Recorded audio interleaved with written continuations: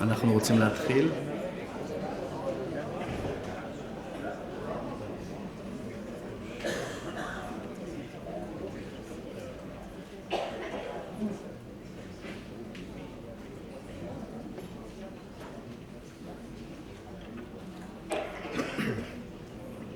אז ערב טוב וברוכים הבאים לאטלס אוורד, אירוע הענקת פרס האטלס לחברת סטארט-אפ ישראלית כאות הערכה על פיתוח מוצר בעל ערך יוצא דופן בהשפעתו על חיי המשתמשים בישראל ובעולם.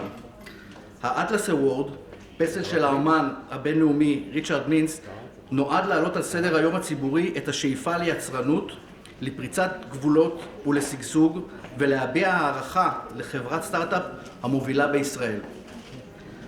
האטלס אוורד מוענק זו השנה השנייה באירוע משותף למרכז איין ראנד, פירמת הייעוץ וראיית החשבון דלויט ודה מרקר. בשנה שעברה הייתה זאת חברת מוביט שזכה בפרס כאות הערכה על פיתוח אפליקציה לניווט בתחבורה הציבורית הפעילה בעשרות מדינות. השנה הגישו כ-80 חברות את מועמדותן לפרס, לזכייה בפרס, ואל שלב המיונים האחרון הגיעו 16 חברות. את החברה הזוכה והחברות המובילות בכל אחד משלושת התחומים, בריאות ורפואה, רכב וניידות ותחום הטכנולוגיה הירוקה וטכנולוגיית המזון, בחרה ועדת היגוי מיוחדת המורכבת מבכירי עולם ההייטק הישראלי והעולמי, נציגי דלויט ונציגי דה מרקר. But before we move to the announcement of the winners, I would like to invite Mr. John Allison, former chairman of and CEO of BB&T Corporation, the 10th largest financial service holding company headquartered in the United States. Please, Mr. Allison.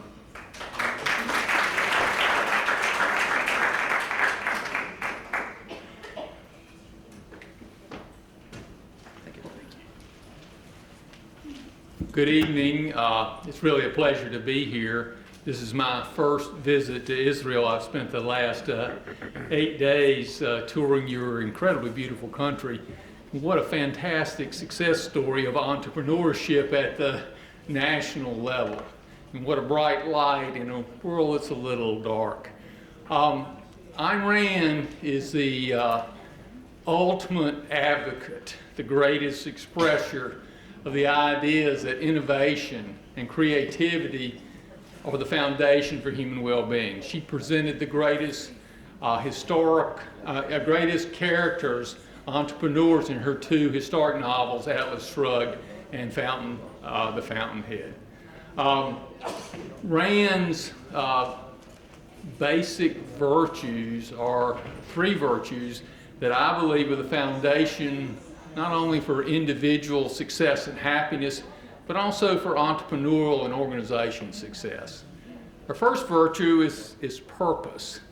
For individuals to be successful and organizations to be successful, they have to have a driving sense of purpose, a mission that energizes the individual and energizes the organization and makes them grasp that they're making a difference, doing something that they want to do for themselves.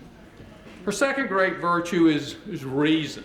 And when she talks about reason, she's talking about truly disciplined rationality, a commitment to understanding the facts and acting consistent with the facts, an unwillingness to evade the facts, kind of in total contrast to politicians. And that kind of mental discipline allows organizations to experiment, fail, learn, and grow. And our final virtue is an interesting one that I'll explore in a minute. It's self-esteem in the concept of the pursuit of your personal happiness, and in an organizational context, the pursuit of the happiness of the people involved with the organization. In a political level, Rand was a radical advocate of individual rights, of free markets, of truly limited government. And in that context, she was the great defender of liberty, of freedom. Now, a lot of people play lip service to liberty, but very few people really grasp how critical liberty is to human well-being. Liberty is, in fact, essential for human physical well-being in the economic sense, and maybe more importantly, for human spiritual well-being. In the physical sense, in order to be productive, in order to be innovative, in order to be creative, you have to be able to think for yourselves. If somebody makes you act like 2 + 2 is 5, you literally cannot think. And lots of government rules and regulations make people act like 2 + 2 is 5. In addition, all human progress, by definition, is based on innovation and creativity. For there to be progress, somebody has to do something better. And something better will always be different. Innovation and creativity is only possible to an independent thinker. Somebody that thinks like the crowd, cannot be innovative, cannot be creative, and cannot contribute to human progress. That is why entrepreneurs are so important. Entrepreneurs take the ideas of scientists and engineers and turn them into reality. Without entrepreneurship, there is literally no human progress. Entrepreneurs are heroic in that context. And entrepreneurs are a little different. The best entrepreneurs think out of the box. They think a little differently. They think independently. They don't always go along with the crowd. They're experimenters. They fail a lot and keep trying. For every Google, there are 10,000 failed Googles. For every Amazon, there are 25,000 failed Amazons. I speak on college campuses, and I tell college students that when I was at a university, if someone had brought an iPhone up to me and told me all the capacity of this phone and that in my lifetime I'd be able to buy this for a very trivial amount of money, I'd have thought they were literally crazy. I said maybe in 250 years, maybe in 500 years. I don't know how Steve Jobs saw the iPhone, but he did. And in this room we have a number of entrepreneurs that saw things that other people didn't see. And in that process have created enormous benefits to all mankind. Practically everybody on this planet is better off because of Steve Jobs. Now, Steve Jobs made a lot of money, and so what? That was a very small price to pay. I would certainly pay it for the enormous benefit he provided to mankind. So freedom, liberty that allows people to experiment, to think differently, to be true entrepreneurs is essential for human physical well-being. It's also essential for human spiritual well-being in the context of the pursuit of happiness. When I talk about the pursuit of happiness, I'm not talking about having a good time on Friday night, although it's good to have a good time on Friday night sometimes. I'm talking about happiness in the Aristotelian sense of a life well lived. Blood, sweat, and tears happiness. When you're 80 years old, you can look back and say, man, that was tough, and I'm glad I did it. Happiness in that context has to be earned. You cannot be entitled to be happy. To earn the right to be happy, you have to have a sense of purpose in your life. You have to set goals to accomplish that purpose. And you have to work to achieve those goals based on your beliefs and your values as a free and independent person. Now, being free doesn't guarantee you will be happy, but if you're not free, guarantees you will not be happy.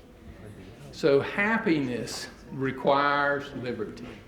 Freedom. Freedom is essential for economic well-being, and it is essential for spiritual well-being. And that goes to Rand's last virtue that I want to focus on because I think it's essential for entrepreneurship and it's essential for societal well-being. That is each of us moral right to pursue our personal happiness. Unfortunately, we're pretty consistently given a false alternative. And the false alternative is to take advantage of other people or to self-sacrifice, neither one of which make any sense. In fact, a lot of times when you talk about somebody being selfish, you're talking about somebody that takes advantage of other people. Here's the irony. Taking advantage of other people is not selfish, it's self-destructive. It's self-destructive in two ways. First, you might fool Tom, Dick, and Harry, but they're going to tell Sue, Janie, and Fred, and nobody's going to trust you. And if you're not trusted, you're not going to be successful, and you're certainly not going to be happy. At a deeper level, while we all try to influence other people, I'm trying to influence you tonight, If you let go of reality and you try to manipulate somebody else's consciousness, you're going to do much more damage to yourself than you do to them. In my business career, I've had the opportunity of meeting many financially successful people. I have never met anybody that was both financially successful and happy that I think got there taking advantage of other people.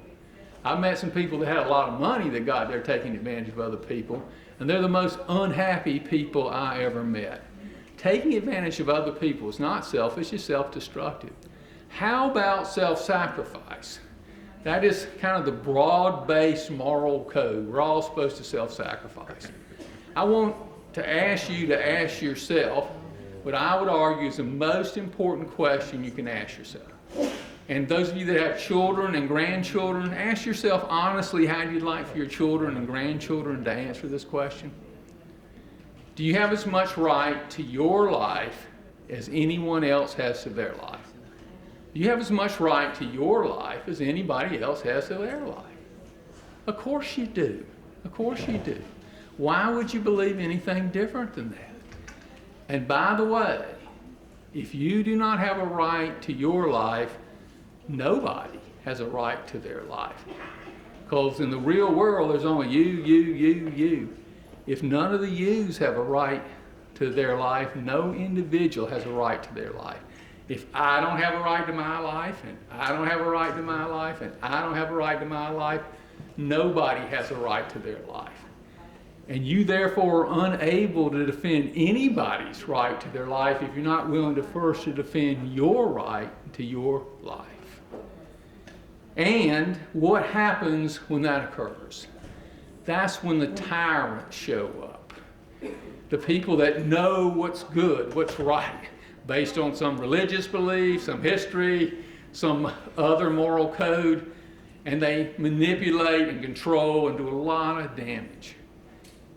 In order to have a free and prosperous society, you must begin by willing to defend your right to your life, not taking advantage of other people, but allowing them to live their lives on their terms. So taking advantage of other people and self-sacrifice, neither one make any sense. But there is a rigorous, demanding moral code that underlies prosperous societies. I would argue it's a rigorous, demanding moral code that underlies all successful businesses. That's essential for entrepreneurial success in the long term. We are fundamentally traders. We trade value for value. Life is about figuring out how to get better together. I ran a business that became very large and very successful from a very small business, and our fundamental commitment, this was a bank, was to help our customers achieve economic success and financial security. And we pursued that commitment with moral certainty. But we also expected to make a profit doing it. Life is about figuring out how to get better together. There are only two stable relationship conditions: win-win and lose-lose. Whenever you get greedy and you set up a win-lose, your partner will get bitter. You see this in spousal relationships, and you'll end up in a lose-lose relationship. Whenever you get self-sacrificial and you set up a lose-win, you'll get bitter, and you end up in a lose-lose relationship. So in any meaningful relationship in your life, you should ask what's in it for me. But you should also ask what's in it for them. Because if there's nothing in it for them, at the end of the day, there won't be anything in it for you. And business is about figuring out how to create win-win relationships with everybody you encounter, your customers, your employees, your suppliers. How do you create win-win relationships? And of course, it's in your self-interest. It's towards your happiness to help the people you care about, your family, your friends. But it's also in your self-interest to help the people you work with. It's in your self-interest to help your community because you live in your kind of community.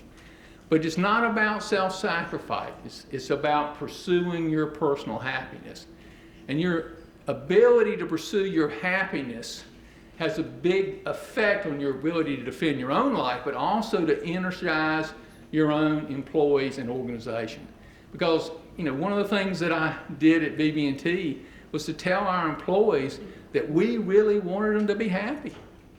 and they had to be happy pursuing our mission, and we had to make a profit doing it. But we were really in the happiness business in that Aristotelian sense of the word. And that's, in a certain sense, how you make the world a better place to live and enjoy doing it at the same time. So we've got some great entrepreneurs in this room, people that are going to win the awards and the people that have been signed up for the awards. I thank you for what you do. I thank you for your contribution. You are, to me, are symbols of how the world gets to be a better place to live. You should be very proud of what you've accomplished, and I think that in the world we have today, the more symbols that we have, and it's so important that we recognize the contribution of entrepreneurs because they make so much difference in the quality of life on this planet. Thank you very much.